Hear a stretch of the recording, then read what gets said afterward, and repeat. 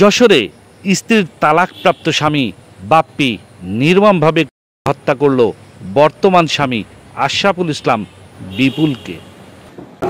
সম্পর্ক করে বিয়ে করেছি স্যার, ওর ঘরে খুব অত্যাচার করতো স্যার আমার।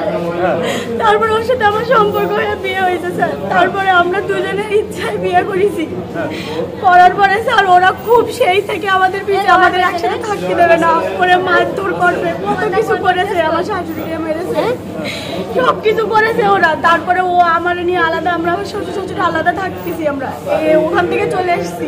ও বলতেছে আমি যে থানায় মামলা করে আসি, করে ওরা পুলিশের কাছে ধরায় দেবো, সেটা বলে বাসা থেকে বেরিয়েছিল স্যার। আজ রাত ৮টার দিকে যশোর ষষ্ঠীতলা পাড়া এলাকার মোস্তাকের বাড়ির সামনে ঘটনাটি ঘটে। নিহত বিপুলের স্ত্রী জানান, তার তালাকপ্রাপ্ত স্বামী বাপ্পি প্রতিনিয়ত তার বর্তমান স্বামী বিপুলকে প্রাণনাশের হুমকি দিত। আজ সন্ধ্যায় তার স্বামীকে মনিরুল ও বাপ্পি ডেকে নিয়ে নির্মমভাবে হত্যা করে। সাথে বিয়ে হয়েছিল, এবার সে নেশা করে, মারধর করে, ইয়ে করে, এসে তাতে আমার ছেলের সাথে মেয়েটা আমার ছেলের সাথে চলে আসছে। এসে ওরা বিয়ে শাদী করেছে, সংসার ধর্ম করছে, এগোছে, তাই নিয়ে হচ্ছে দ্বন্দ্ব। তাই নিয়ে দ্বন্দ্ব। ওর হচ্ছে ভাই মনিরুলও জেলখানায় রয়েছে, গাঁজা বিক্রি করে, হচ্ছে আবার বিক্রি করে, লোকজনের মারামারি সব কিছু আছে। মাঝে একবার গেন্দে বসে কোতোয়ালি থানায় আমরা মামলা করেছি, আবার অফিসে পর্যন্ত গেছি, তারা কোনো প্রতিবাদ করিনি। পরে আমার বলেছে আপনারা না এখান থেকে চলে যান, আমি চলে আইছি।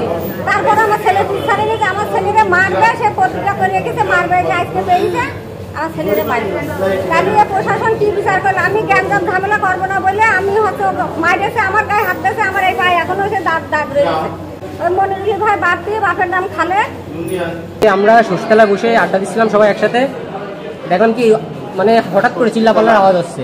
এবার গিয়েছি, সামনে একটা বোমা ফাটলো, আর দেখি উনি ওভাবে পড়ে রয়েছে। তারপর ওনারা রানিং তুলে রিক্সা তুলে নিয়ে চলে আসছে। ষষ্ঠীতলা কোথায়? ষষ্ঠীতলা মুস্তাক কাকার বাড়ির পাশেই গলিতে। বাপ্পির স্ত্রী ছিল, থাকার পরে ওই মারধর করতো, নেশা করতো বাপ্পি, করার পরে ওই বোরে মারধর করতো, করলে ওই বউ ডিভোর্স দিয়ে দেবে। দেওয়ার পরে আমার ওই ছেলের সাথে ওই বউ সম্পর্ক করছে, করার পরে আমার ছেলে তারা বিয়ে করে নিয়ে চলে গেছিলো এখান থেকে। এই হচ্ছে কতদিন আগে বিয়ে হয়েছে, প্রায় 6 মাস হচ্ছে। তারপরে ওই 2-3 দিন আমার ওইখানে হামলা করছিল, বোম মারছিল। কে কে? এই মনিরুল মারছে, মনিরুল ভাই বাপ্পি মারছে,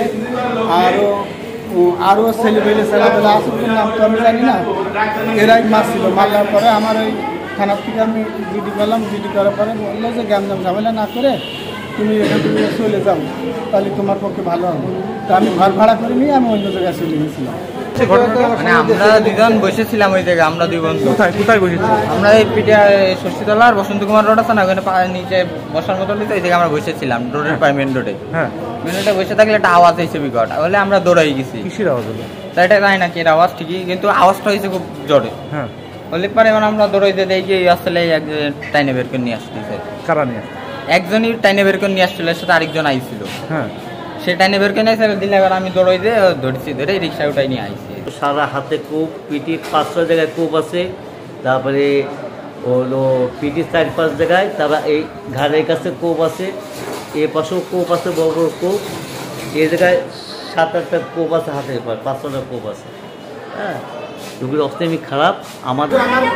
ওদের কোনো ইয়ে করিনি, আমার বলছে কি এখান থেকে ঝামেলা না করে চলে যাওয়া। কেন মনিরুল মারলো কেন? এই ঝামেলা আছে এই মেয়ের নিয়ে।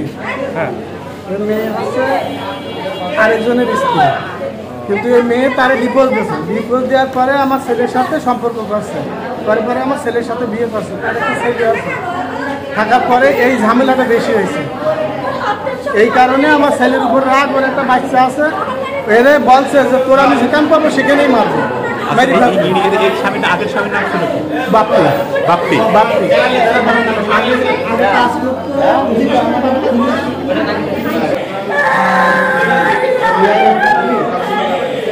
বাড়িতে